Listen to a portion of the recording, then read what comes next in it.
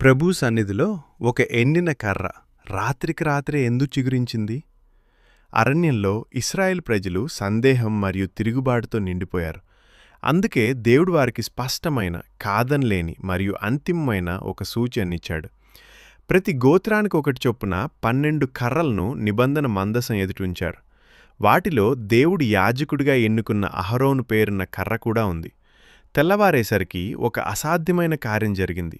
అహరోనుదైన ఎండిన నిర్జీవమైన కర్ర చిగురించి పూలు పూసి బాదం పండ్లను కాసింది. ఇది ప్రకృతి సహజం కాదు, ఇది దేవుని కార్యం. దేవుడు దీని ద్వారా ఒక స్పష్టమైన సందేశాన్నిచ్చాడు. నేను ఎన్నుకుంటాను, నేను నియమిస్తాను, మృతతుల్యమైన వాటికి నేనే జీవం పోస్తాను అని. అహరోను కర్ర వృత్తాంతం కేవలం అద్భుతం మాత్రమే కాదు, అది ఒక సందేశం. యాజకత్వం దేవునికి సంబంధించినది. ఆరాధన అనేది మనుషుని